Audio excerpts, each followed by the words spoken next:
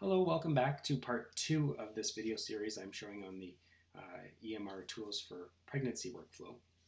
So let's say that you've entered these important dates in this form, as I've said once, and this is just a look back here. I'm going to collapse my actual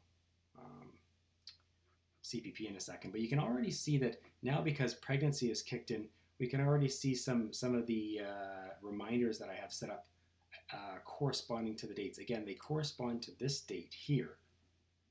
The custom form that's inserted to correspond with the last normal menstrual period. So it's starting to show things like, oh, by the way, if you're considering a dating ultrasound or initial labs or IPS1, those would be, it'd be time to start organizing those.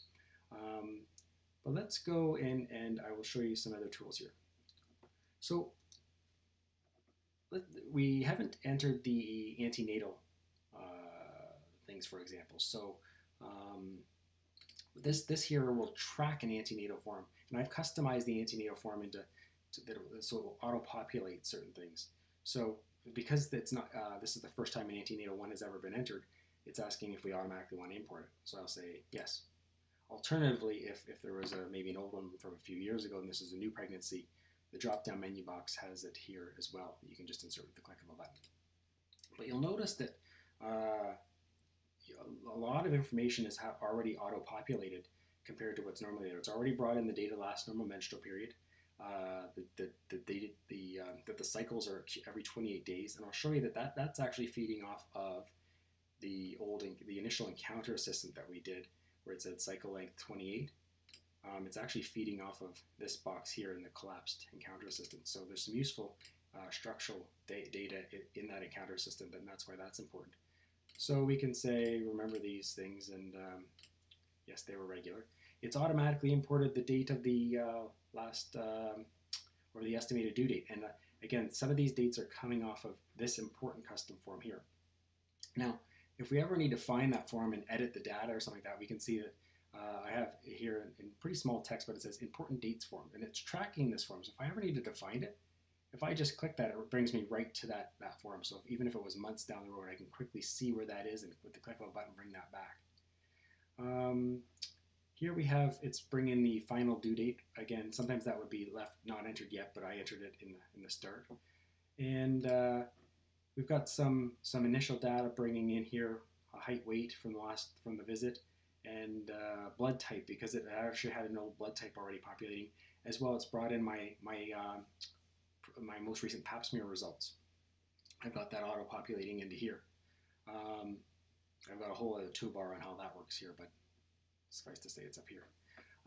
One thing I find is that for the majority of females, they're young and healthy, so I typically end up clicking all no's or negative stuff. So I made a little button that says all negative, boom, and it'll auto-populate all of these with all normal negative answers.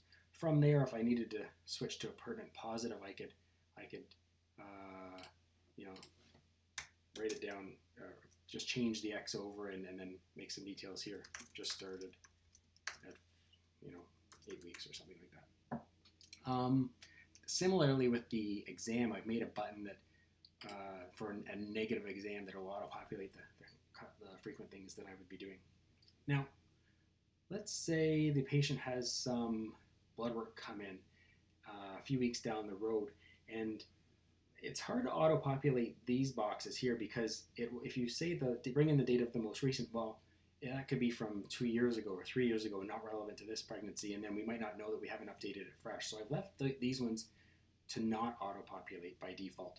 But I have made a flow sheet for antenatal labs. Like if you're like me, if you go and try to click on the lab table, there's tons of antenatal labs. They're all mixed through and difficult to find. So I made a little flow sheet called Antenatal Labs, and you can see I've just maybe brought in the relevant ones so that it's easy to find and I can quickly see the last date, or assuming, let's say if the patient had fresh blood work done, I would see the fresh lab values, and I'd be easily able to input those right here at my fingertips.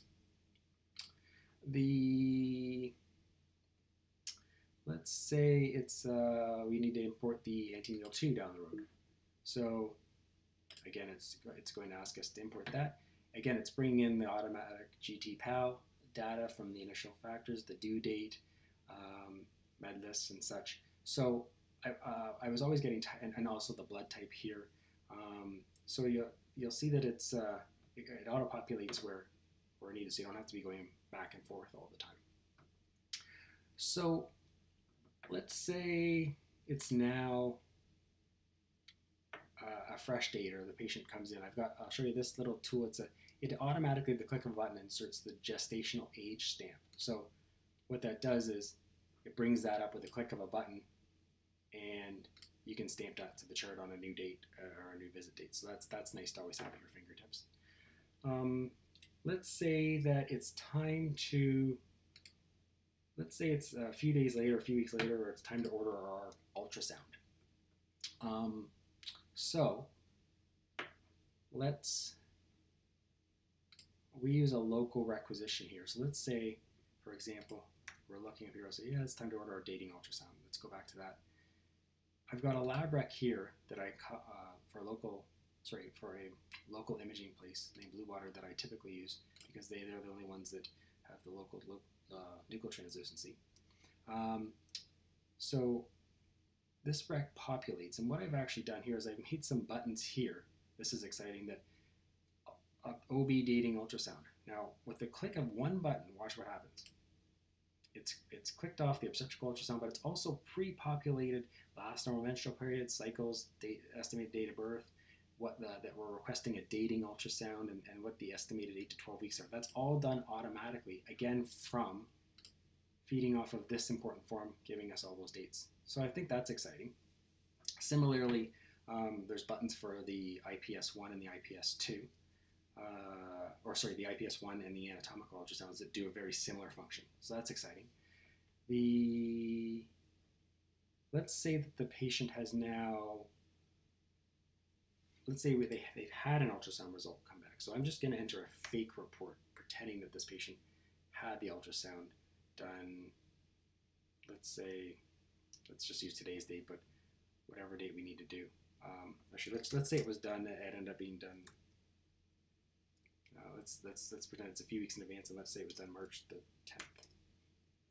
And obstetrical ultrasound was done, and we'll just say fake report, and going to put that in here, save to chart. So an interesting thing that I find is it's tough to find the ultrasound results, when you're trying to find dig through all these notes in a chart. So I've made a filter that actually just searches through ultrasound results. So it searches for the term ultrasound obstetrical, and therefore I can find just the ultrasound reports at my fingertips.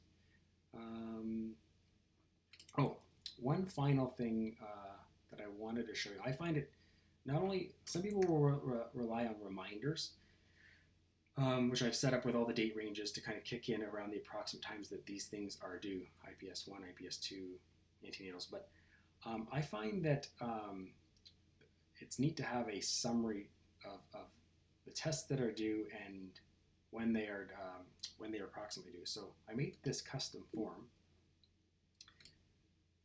that will automatically, as you see, it's automatically importing the dates corresponding to the last normal menstrual period. So it's telling me dating ultrasound 8 to 12 weeks and what that actually is.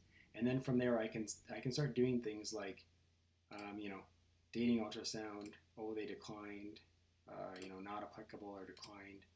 Anatomical ultrasound, let's say that's ordered, and let's say we can move that over to complete now. I can really start to organize my care, and it's, again, that custom form is always at my fingertips with just the click of a button. Investigation summary, and it brings me right there using the EMR toolbar.